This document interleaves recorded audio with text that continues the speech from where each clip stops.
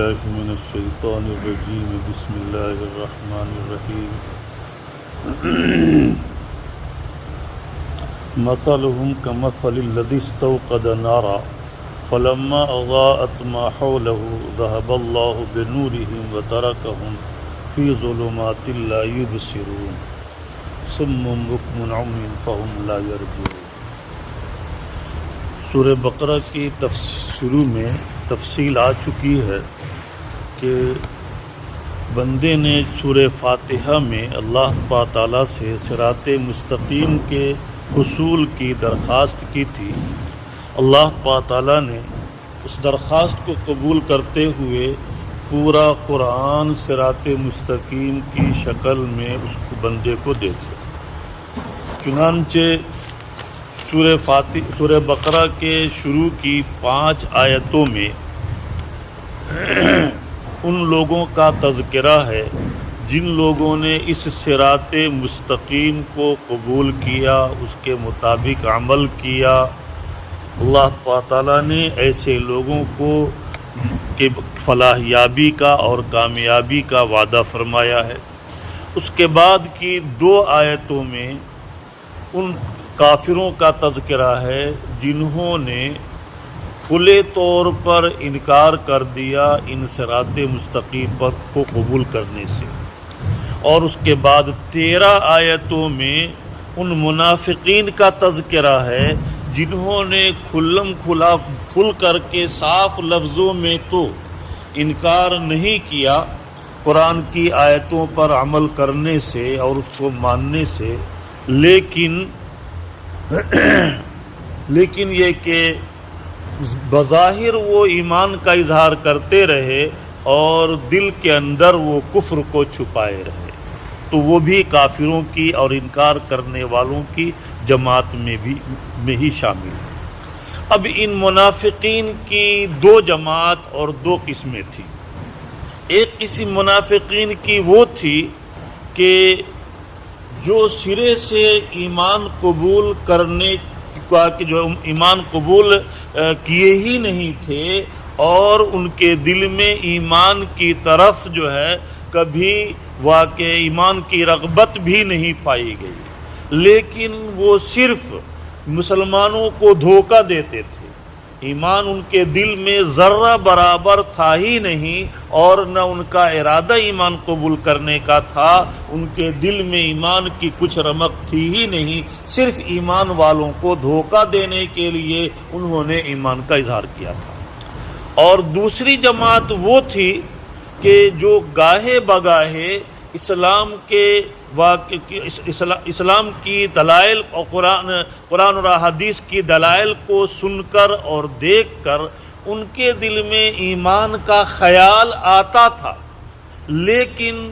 نفسانی خواہشات اور دنیاوی مال و جاہ کی لالچ میں آ کر پھر وہ ایمان قبول کرنے کی توفیق ان کو نہیں ملتی تھی۔ اس طرح سے منافقین کی 2 جماعتیں تھیں۔ چنانچہ پہلی جماعت کو مثال سے سمجھایا جا رہا ہے کہ مثلہم، ان کافروں کی مثال کہ جن کے دل میں ذرہ برابر ایمان کے قبول کرنے کا خیال بھی نہیں آتا تھا، ان کی مثال مثلہم کمثل الذی استوقد نارا،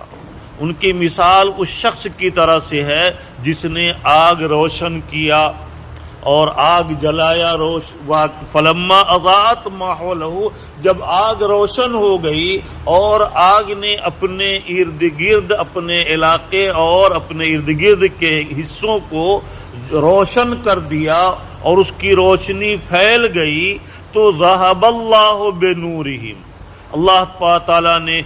اچانک اس آگ کی روشنی کو واقع چھین لیا، اور وَتَرَكَهُمْ فِي ظُلُمَاتٍ لَا يُبْصِرُونَ، اور ان کو ایسی تاریکی میں چھوڑ دیا کہ جس تاریکی میں وہ کسی چیز کو دیکھ نہیں سکتے۔ یہی مثال ان کافروں کا ہے کہ اللہ تعالیٰ نے ان کے سامنے نور ہدایت کو پیش کیا اور صراط مستقیم کو پیش کیا، اور صراط مستقیم نے اپنی روشنی کے ذریعے سے اپنے ارد گرد کو روشن کر دیا، لیکن چونکہ ان کے اندر ایمان قبول کرنے کی صلاحیت ختم کر دی گئی، اس کی وجہ سے ان کے حق میں یہ تاریکی پھیل گئی اور وہ تاریکی کے اندر پڑ گئے، جس کی وجہ سے حق اور واقعی صحیح راستہ ان کے اوپر واقعی بالکل مخفی ہو گیا۔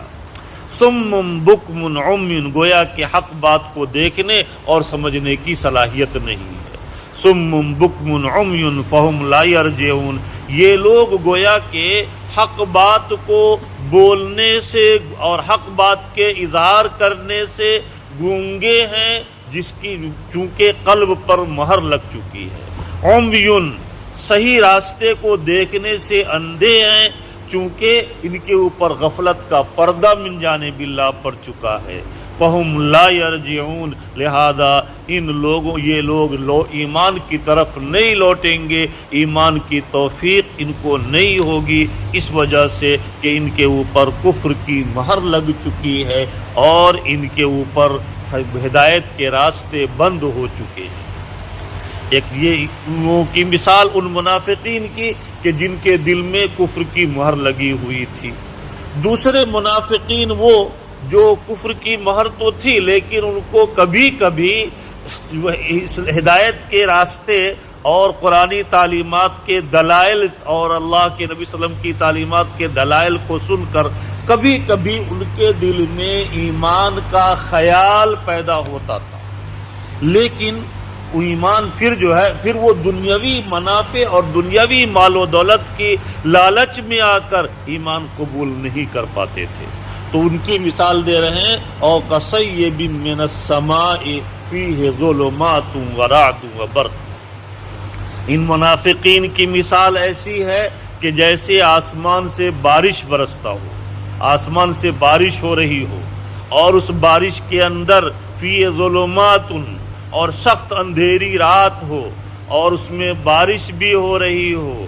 بجلی بھی چمک رہی ہو، بادل بھی گرج رہا ہو، اور بادل کی گرج اتنی تیز اتنی سخت ہو کہ بادل کی گرج کی تیزی کی بنا پر یہ لوگ اپنے آنکھوں اپنے کانوں کے سوراخ میں اپنی انگلیوں کو ڈال کر کانوں کے سوراخ کو بند کر رہے ہوں، کیونکہ بادل کے گرج کی وجہ سے ان کے کان کے پردے نہ پھٹ جائیں یا خوف اور دہشت کی بنا پر یجعلون اصاق، فرمانے کہ وصیب من السماء او کصیب من السماء فیہ ظلمات ورعد وبرق، یا ان منافقین کی مثال اس بارش کی طرح سے ہے جو آسمان سے برس رہی ہو اور اس بارش کے اندر رات کی تاریکی بھی ہو، ورعد وبرق، اور بادل کی گرج اور بجلی کی چمک بھی ہو۔ یجعلون اصابعهم فی آذانهم من الصواعق حذر الموت، کہ یہ منافقین کا حال یہ ہے کہ یہ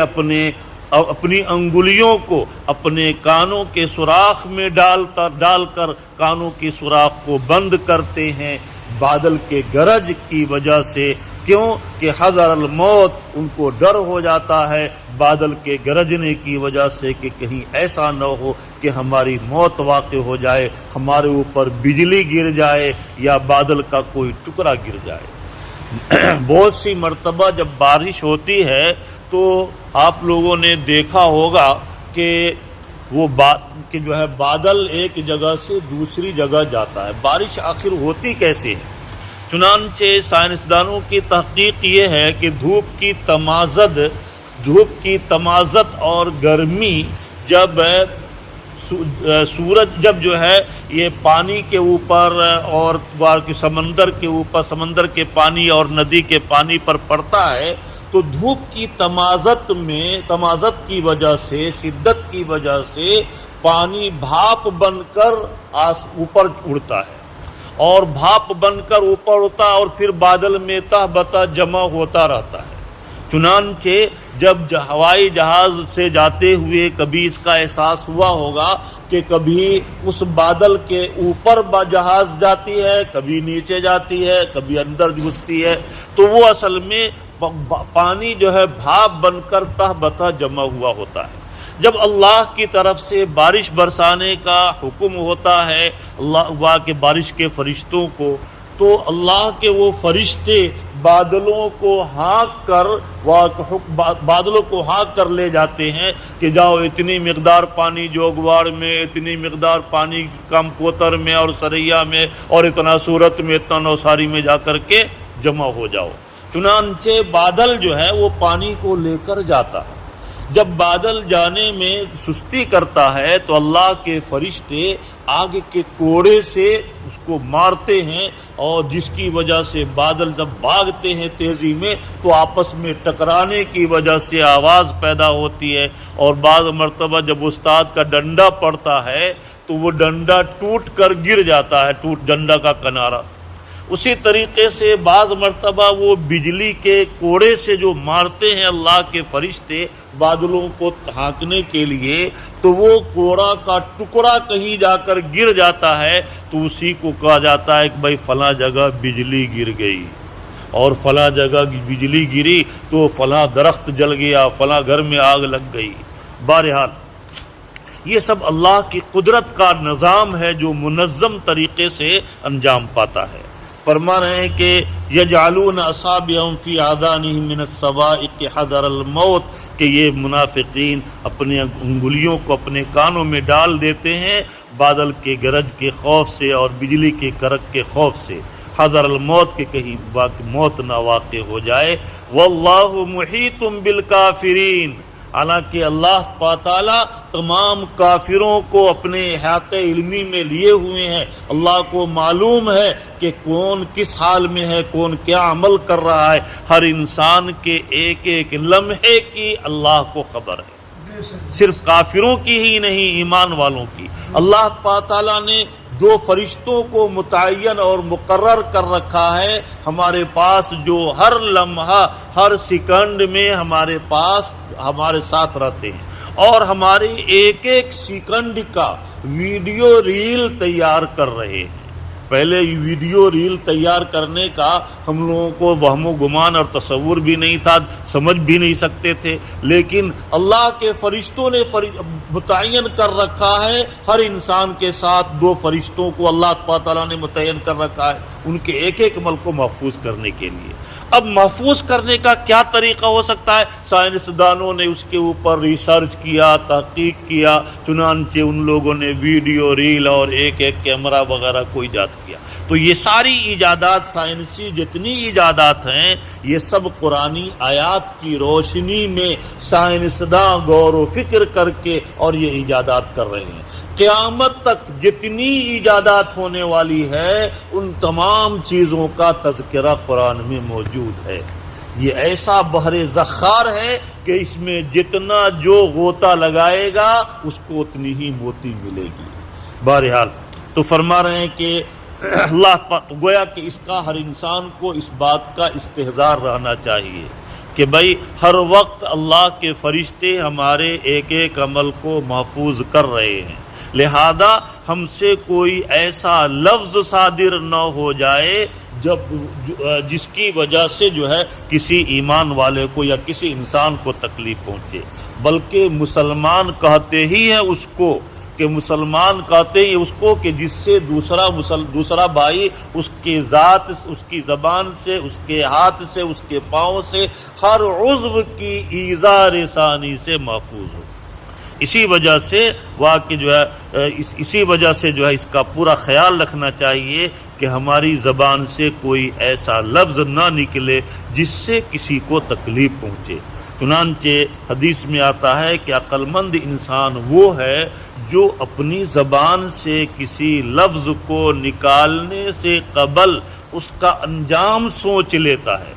کہ بھائی یہ لفظ نکلنے کے بعد جو ہے وہ کہ اس کا انجام کیا ہوگا، اس کا کیا رد عمل ہوگا۔ اور بیوقوف انسان کے بارے میں بتایا گیا کہ وہ پہلے جو من میں آتا ہے بول دیتا ہے، اور پھر اس کے بعد انجام اس کا غلط جب سامنے آتا ہے تو پھر اس کے اوپر جو ہے وہ کہ افسوس کرتا ہے۔ تو اس وجہ سے ہمیشہ انسان کو یہ خیال رکھنا چاہیے کہ اپنی زبان سے کوئی زائد اور فضول لفظ بھی نہ بولے۔ کم بولنے میں عافیت ہے۔ علماء نے لکھا ہے کہ بلکہ اللہ کے نبی کی حدیث ہے کہ من صمت نجا، جس نے سکوت اختیار کیا وہ نجات پایا۔ ایک بادشاہ کا لڑکا تھا جو کبھی بہت کم بولتا تھا، اس کو جو ہے وہ کسی بیان میں چپ رہنے کے فضائل کو سن لیا تھا، اس کی وجہ سے جو ہے کہ بھئی اللہ کے نبی نے فرمایا من صمت نجا، جو چپ رہا نجات پایا، تو جس کی بنا پر وہ بہت کم بولتا تھا۔ اب وہ گھر میں آنے کے بعد ہر وقت خاموش رہتا تھا، اس کے ماں باپ چاہتے تھے کہ کچھ یہ بولے، لیکن یہ کہ جو ہے کچھ بولتا ہی نہیں تھا۔ چنانچہ بادشاہ نے اپنے لڑکے کو وزیر کے پاس جو ہے وزیر کے ساتھ بھیجا کہ جاؤ اس کو شکار کے لیے جنگل میں لے جاؤ، تاکہ اور کچھ اگر کوئی لفظ بولے تو وہ وہیں سے تم واپس آ جانا۔ چنانچہ یہ بادشاہ کے جو ہے وزراء اس شہزادے کو لے کر جنگل میں جا رہے تھے۔ ایک جھاڑی میں کچھ چڑیا تھی، وہ خاموش تھی، چنانچہ وہ لوگ آگے بڑھ گئے، لیکن پھر چڑیا نے چہچہایا۔ جیسے ہی چہچہایا وزراء نے اس کو شکار کر کے اور اس کے بعد اس کو مار دیا۔ چنانچہ وہ شہزادہ وہاں پر بولا کہ چڑیا خاموش تھی، محفوظ تھی، چڑیا جیسے ہی بولی اس کی جان گئی۔ اب وہ وزراء کو چونکہ حکم تھا بادشاہ کا کہ جیسے ہی شہزادہ کوئی لفظ بولے اس کو واپس گھر لے آنا، چنانچہ وزراء جو ہے اس کے شہزادے کو گھر لے کر آئے۔ اب بادشاہ نے کہا کہ بھائی تم کیا بولے تھے، اسی لفظ کو دوہرا دو۔ چنانچہ وہ شہزادہ بالکل خاموش، کچھ بول ہی نہیں رہا ہے۔ اب بادشاہ نے وزراء کو کہا کہ اس کو کوڑے لگاؤ، چنانچہ کوڑے لگے۔ جب کوڑے لگے شہزادے کو تو شہزادے نے کہا کہ چڑیا خاموش تھی، محفوظ تھی، چڑیا بولی تو اس کی جان گئی، میں خاموش تھا، محفوظ تھا، میں بولا چڑیا کے بولنے پر تو مجھے کوڑے لگے۔ تو معلوم کیا ہوا کہ بھائی انسان جتنا اپنی زبان کو محفوظ رکھے اور جتنا کم بولے اسی میں عافیت ہے۔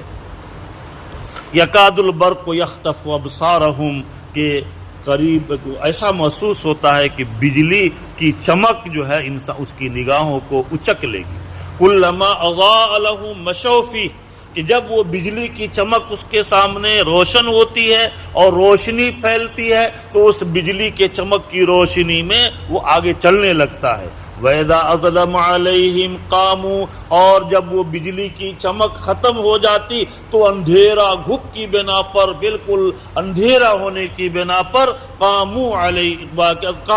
وہ لوگ کھڑے ہو جاتے ہیں، چونکہ ان کے سامنے جو اندھیری رات کی وجہ سے کچھ نظر ہی نہیں آتا کہ آگے قدم بڑھائے۔ یہی حال واقع جو ہے ان دوسرے قسم کے منافقین کا ہے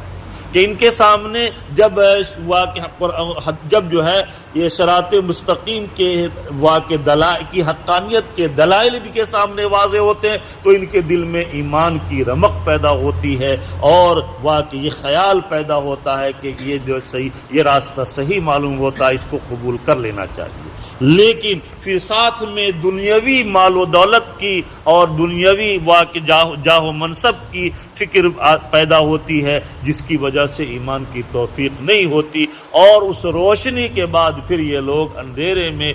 کفر کے اندھیرے میں پڑے رہ جاتے ہیں۔ وَلَوْ شَاءَ اللَّهُ لَذَهَبَ بِسَمْعِهِمْ، اگر اللہ تعالیٰ چاہیں تو ان کی آنکھوں، ان کی جو ہے ان کے جو ہے کان، ان کے سننے کی صلاحیت کو، وَأَبْصَارِهِمْ، ان کی بینائی کو جو ہے واقع اچک لے اور ختم کر دے، اور یہ سننے اور دیکھنے سے اور واقع جو ہے کسی چیز کا اچھے برے کی تمیز کرنے سے یہ محروم ہو جائیں۔ ان اللہ علی کل شیء قدیر، اللہ تعالیٰ ہر چیز پر قادر ہے، لہذا ہمیشہ ڈرتے رہنا چاہیے کہ کہیں کسی بھی معصیت پر اللہ کی طرف سے گرفت نہ ہو جائے۔ اللہ تعالیٰ چاہیں تو ایک ایک بندے کے ایک ایک عمل کو دیکھ رہے ہیں اور وہ ایک ایک عمل پر گرفت کر سکتے ہیں، لیکن اللہ تعالیٰ بندے کو مہلت دیتے ہیں کہ چلو میرا بندہ کچھ سنبھل جائے، اور پھر جو ہے ہو سکتا ہے کہ اس کو توبہ کی توفیق مل جائے۔ لیکن کبھی بھی کسی گناہ کو اس امید پر نہیں کرنا چاہیے کہ چلو ہم یہ گناہ آج کر لیتے ہیں پھر بعد میں توبہ کر لیں گے۔ کیوں؟ اس کی وجہ یہ ہے کہ انسان بعض مرتبہ کوئی گناہ ایسا کر دیتا ہے انسان کہ اس گناہ کی وجہ سے اس کے کفر پر، اس کے دل پر گناہوں کی نحوست اور ظلمت چھا جاتی ہے، اور پھر اس گناہ کی شناعت و قباحت اس کے دل سے نکل جاتی ہے،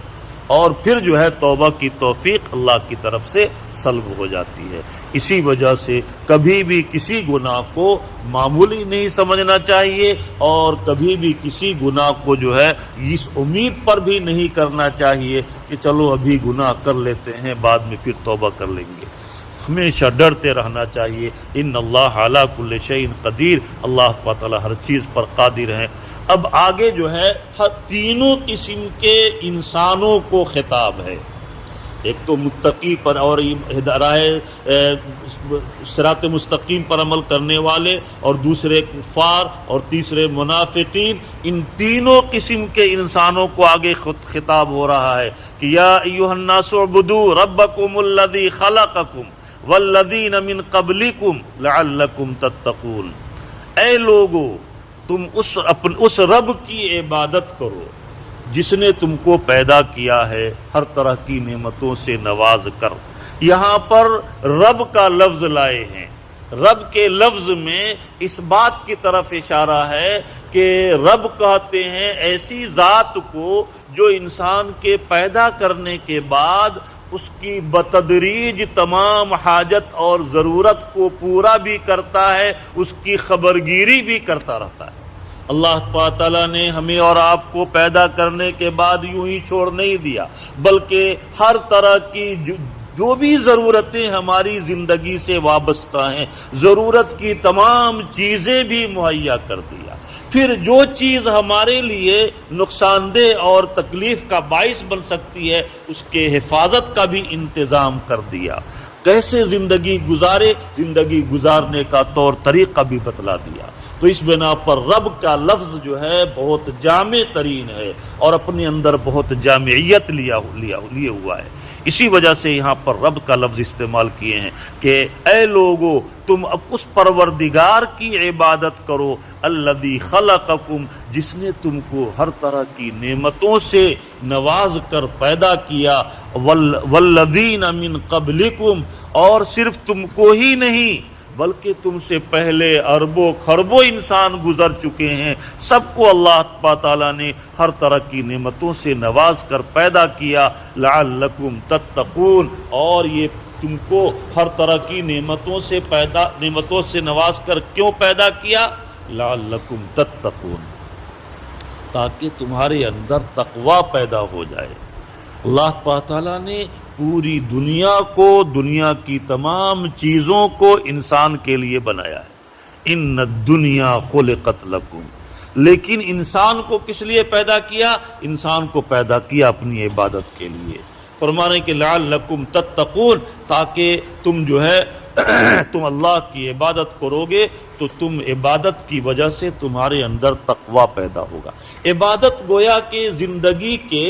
واقع جو ہے زندگی کے اندر جو بھی اللہ کے احکام ہیں، اوامر ہیں، نواہی ہیں، وہ تمام چیزوں کو شامل ہے، چاہے وہ حقوق اللہ سے متعلق ہوں یا حقوق العباد سے متعلق ہوں، تمام امور کو جو ہے یہ عبادت کا لفظ شامل ہے۔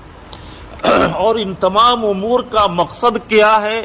اس کا مقصد یہ ہے کہ بھئی ہمارے اندر تقوی پیدا ہو جائے۔ تقوی کا مطلب کیا ہے؟ تقوی کا مطلب یہ ہے کہ اللہ کی ذات کا استحضار پیدا ہو جائے، ہمارے دل میں اللہ کی خشیت پیدا ہو جائے، اللہ کا خوف پیدا ہو جائے، اور اس کا استحضار پیدا ہو جائے کہ بھائی اللہ پاک جب کسی گناہ کا دل میں خیال ہو تو ایسی صورت میں فوراً اس کا یہ خیال کہ اللہ تعالی ہم کو دیکھ رہے ہیں۔ چنانچہ یہ خانقاہوں میں جو سکھلایا جاتا ہے، خانقاہوں میں جو اللہ کی ضرب لگوائی جاتی ہے، اس کا مقصد بھی یہی ہے۔ حضرت مولانا زکریا صاحب نوّر اللہ مرقدہ سے کسی نے پوچھا کہ بھئی یہ تصوف کی ابتدا کیا ہے اور اس کی انتہا کیا ہے؟ تو حضرت نے فرمایا کہ تصوف کی ابتدا یہ ہے کہ انسان کی نیت کے اندر درستگی پیدا ہو جائے، ہر کام کے اندر نیت جو ہے ہماری درست ہو جائے کہ ہم یہ کام کیوں کر رہے ہیں، اللہ کی رضا کے لیے کر رہے ہیں، اللہ کی خوشنودی کے لیے کر رہے ہیں، کسی کو دکھلانے کے لیے، دنیا والوں کو خوش کرنے کے لیے نہیں کر رہے ہیں۔ اس وجہ سے کہ کوئی چھوٹا سے چھوٹا کام بھی ہو اگر اللہ کی رضا کے لیے کیا جائے تو بڑا اجر و ثواب رکھتا ہے، اور بڑا سے بڑا کام ہو لیکن وہ دنیاوی مقاصد کے لیے کیا جائے، لوگوں کو دکھلانے کے لیے کیا جائے تو ایسی صورت میں اس پر کوئی اجر و ثواب نہیں۔ تو تصوف کی ابتدا تصحیح نیت ہے کہ ہماری ہر کام کے اندر نیت کی اصلاح ہو جائے کہ خالص جو بھی کام کریں خالص اللہ کی رضا کے لیے کریں، دنیا کے لوگوں کو دکھلانا مقصود نہ ہو۔ اور تصوف کی انتہا یہ ہے کہ ان تعبد اللہ کأنک تراہ فإن لم تکن تراہ فإنہ یراک، یہ جو ہے تصوف کی انتہا ہے کہ ہمارے دل میں ایسی کیفیت پیدا ہو جائے کہ ہم اللہ کی اس طرح عبادت کریں گویا کہ ہم اللہ کو اپنی نگاہوں کے سامنے دیکھ رہے ہیں۔ چنانچہ حدیث میں آتا ہے کہ جب بندہ نماز کے لیے کھڑا ہوتا ہے تو نماز میں اللہ تعالیٰ سے ہم کلامی ہوتی ہے، گفتگو ہوتی ہے، اللہ تعالیٰ ہر لفظ کا جواب دیتے ہیں، تو گویا کہ اس کا استحضار ہو جائے کہ ہم اللہ تعالیٰ سے گفتگو کر رہے ہیں، اللہ تعالیٰ ہمارے سامنے ہیں اور ہم ان سے گفتگو کر رہے ہیں۔ لیکن یہ استحضار بہت دیر سے آتا ہے، اتنا جلدی نہیں آتا۔ اس وجہ سے آگے کہا گیا کہ فَإِن لَمْ تَكُنْ تَرَاهُ تو کم فَإِنَّهُ يَرَاكَ، اس کا تو استحضار کر لو کہ بھئی اللہ تعالیٰ ہم کو دیکھ رہے ہیں۔ اس کا استحضار تو ہر ایمان والے کو ہے کہ بھئی اللہ تعالیٰ ہم کو دیکھ رہے ہیں، ہر جگہ حاضر اور ناظر ہے۔ تو اس بنا پر اخیر درجے میں کہا گیا کہ فَإِن لَمْ تَكُنْ تَرَاهُ، اگر تم اللہ کو نہیں دیکھ رہے ہو تو کم از کم اس کا تو استحضار کر رکھو، ہر وقت ہر لمحہ اپنی زندگی کے ہوا کی جو ہے ہر 24 گھنٹے میں اس کا استحضار رکھو فَإِنَّهُ يَرَاكَ، کہ تم کو اللہ تعالیٰ دیکھ رہے ہیں اور تمہاری ایک ایک حرکات اور تمہارا ایک ایک عمل ویڈیو کیمرے میں کیچ ہو رہا ہے، محفوظ ہو رہا ہے، تمہاری زندگی کی ریل بن رہی ہے، اور اس کے بعد پھر کل قیامت کے دن اس کو سب کے سامنے ظاہر کر دیا جائے گا۔ اس کا استحضار اگر انسان کو ہو جائے تو کبھی بھی کسی گناہ کا صدور نہ ہو۔ اگر یہ یقین ہو جائے کہ بھئی یہ یہاں پر کیمرہ لگا ہوا ہے تو ظاہر بات ہے کوئی بھی انسان غلط کام نہیں کرے گا کہ اگر غلط کام کریں گے پکڑ میں آ جائیں گے۔ تو اسی طریقے سے جب یہ دنیا کے انسان کے بنائے ہوئے کیمرے کا اتنا یقین اور اتنا خوف، تو پھر اللہ کے بتبا کے جو ہے بنائے ہوئے کیمرے کا تو اس سے زیادہ خوف دل میں انسان کے ہونا چاہیے۔ اسی یقین کے پیدا ہونے کے لیے، پیدا کرنے کے لیے یہ اللہ کی ضرب لگائی جاتی ہے اور یہ سب اعمال کروائے جاتے ہیں۔ اللہ تعالی ہمیں اور آپ کو اس کا استحضار نصیب فرمائے۔ لعلکم تتقون، کہ تاکہ تم اللہ کی عبادت کرو، تاکہ جو ہے تمہارے دل میں تقوی پیدا ہو جائے، اللہ کا خوف پیدا ہو جائے، اللہ کی ذات کا استحضار پیدا ہو جائے۔ الذی جعل لکم الارض فراشا، کہ جس نے تمہارے لیے زمین کو بچھونا بنایا، والسماء بناء، زمین پہلے جو ہے زمین میں صرف پانی ہی پانی تھا۔ اللہ تعالیٰ نے سب سے پہلے مکہ کے اندر ایک جو ہے مٹی کے گولے کو، جیسے عورتیں آٹے کا گولا بناتی ہے اسی طریقے سے مٹی کے گولے کو سب سے پہلے مکہ میں ظاہر فرمایا، اور اس کے بعد پھر اس کو پھیلایا، جیسے بیلن کے اوپر وہ آٹے کا گولا رکھ کر اور اس کو بیلن سے پھیلایا جاتا ہے، اسی طریقے سے وہ کہ جو اللہ تعالیٰ نے اس مٹی کے گولے کو پہلے مکہ میں ظاہر فرمایا اور اس کے بعد پھر اس کو پھیلایا۔ اب پھیلا کر کے اس کے بعد پوری دنیا میں پانی ہی پانی، ایک حصہ میں مٹی کو پھیلایا گیا۔ اب 3 حصہ میں پانی، ایک حصہ میں مٹی۔ اب یہ مٹی جو پانی کے اوپر رکھا گیا تھا، پھیلایا گیا تھا، وہ ہر وقت حرکت کرتا رہتا تھا، کبھی ایسے کبھی ایسے کبھی ایسے کبھی ایسے۔ اب اس حرکت کی حالت میں ہم اپنی 2 چکا والی گاڑی پر کھڑے بھی نہیں ہو سکتے تھے، بیٹھنا چلنا تو درکنار، اس پر کھڑے بھی نہیں ہو سکتے تھے۔ اللہ تعالیٰ نے زمین کے بیلنس کو صحیح کرنے کے لیے، برقرار رکھنے کے لیے جگہ جگہ پر بڑے بڑے پہاڑوں کو بنایا۔ چونکہ مکہ میں سب سے پہلے یہ زمین ظاہر ہوئی تھی، اسی وجہ سے مکہ میں پہاڑ بھی سب سے زیادہ ہے۔ اب جا کر دیکھیے مکہ میں جو ہے بڑے بڑے پہاڑ، ہر طرف پہاڑ ہی پہاڑ نظر آئیں گے۔ اور حرم کے سامنے آپ جہاں پر ہم لوگ 2012 میں جب گئے تھے حج کے لیے، تو اس موقع پر دیکھا تھا کہ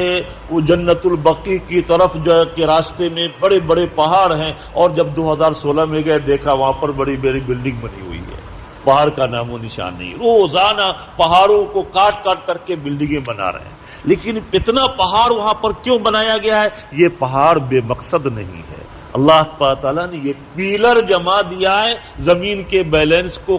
برقرار رکھنے کے لیے۔ اگر یہ پیلر ختم ہو جائے پھر وہ زمین حرکت میں آ جائے اور ہمارے لیے 1 منٹ کے لیے اس زمین پر چل پھر کرنا یہ مشکل ہو جائے۔ اللہ کی اتنی ساری نعمتیں ہیں، ان نعمتوں میں سے ایک معمولی سی نعمت کا ہم اگر پوری زندگی شکر ادا کرنا چاہیں نہیں کر سکتے۔ الذی جعل لکم الارض فراشا، کہ جس نے تمہارے لیے زمین کو بچھونا بنایا،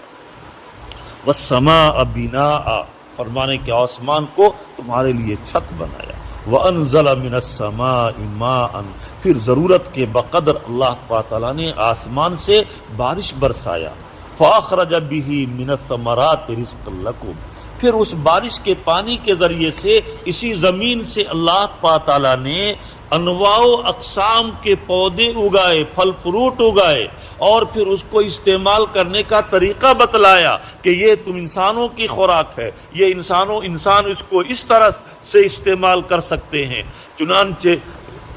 گیہوں کا دانہ جب وہ زمین سے اگتا ہے پھر کتنے مراحل سے گزر کر پھر ہمارے سامنے جو ہے ہزاروں مراحل سے گزر کر ہمارے سامنے روٹی کا لقمہ بن کر آتا ہے۔ تو اللہ تعالیٰ کی نعمتوں کی شکر گزاری کرنا چاہیے۔ فاخرج به من الثمرات رزقا لکم، چنانچہ اللہ تعالیٰ نے تمہارے لیے مختلف قسم کے پھل فروٹ کو اگایا زمین سے تمہارے رزق کے لیے۔ فلا تجعلوا للہ اندادا،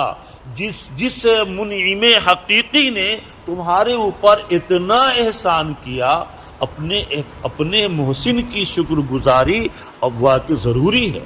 اور اللہ تعالیٰ نے اتنی ساری نعمتوں سے نواز کر تم کو پیدا کیا، اور ایسا نہیں کہ پیدا کر کے چھوڑ دیا جاؤ تم جیسے چاہو رہو، نہیں، اب بھی ہر لمحہ اللہ تعالیٰ ہماری باقی جو ہے ہر طرح کی راحت و آرام کا ہر سیکنڈ انتظام کر رہے ہیں، اور ہر لمحہ ہماری خبرگیری کر رہے ہیں۔ لہذا اتنے بڑے منعم حقیقی کے ساتھ کسی کو شریک مت قرار دو۔ فلا تجعلوا للہ اندادا، ندن کے معنی شریک، اس کی جمع انداد، کہ تم اللہ کے ساتھ کسی کو شریک مت قرار دو۔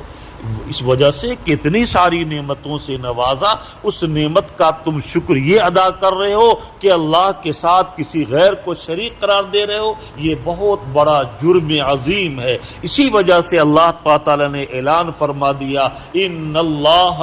لا یغفر ان یشرک بہ ویغفر ما دون ذلک، اللہ تعالیٰ شرک کو کبھی معاف نہیں کریں گے۔ شرک کے علاوہ جو گناہ چھوٹے چھوٹے ہیں ان کو اللہ چاہیں گے تو معاف کر دیں گے، لیکن شرک کو تو کبھی بھی معاف نہیں کریں گے۔ اسی وجہ سے شرک کے ساتھ کوئی عمل معتبر نہیں ہے۔